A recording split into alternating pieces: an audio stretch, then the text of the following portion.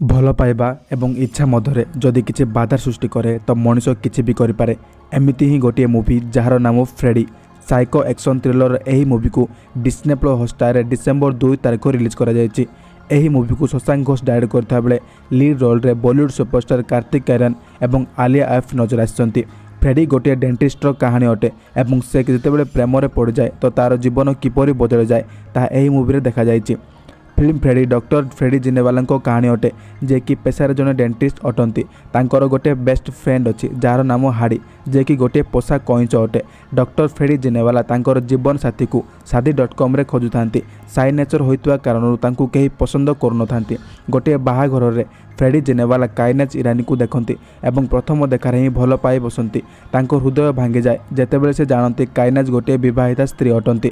तार गोटे दिन पर काइनाज इरानी फ्रेडी जिनेवाला क्लिनिक जाती गोटे पेसेंट हिसाब से एवं सेठू तांको भल पाइबा आरंभ होता है। फ्रेडी जेतेबेले जानती कि काइनाज को स्वामी रुस्तम तांको मारपीट करुछंती बहुत टर्चर करुछि तो से काइनाज को पाइबा पई रुस्तम को मारिया पई योजना करती। किंतु एहा पर भी काइनाज एवं फ्रेडी जिनेवाला मिसी पारिबे नाही ताहा मूवी देखिला पर ही जना पड़िबो। गोटे साधारण व्यक्ति किपरि भल पाइबा को पाइबा पई असाधारण जिनिस करि बसे ताहा दर्शा जायछि एही मूवी फ्रेडी रे। कार्तिक आर्यन को बहु मूवी रे आपण रोमांटिक आउ खुशी अभिनय देखिछंती किंतु एही मूवी रे से समस्त को चकित कर दैछंती। तांकर अभिनय ही दर्शकों को मूवी रे बांधि रखे।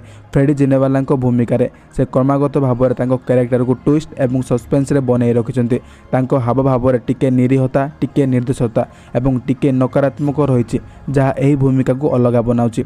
जदि आपण भी साइको थ्रिलर मूवी देखिबा पई पसंद करछंती तो आपन को एही मूवी बहुत पसंद आसीबो।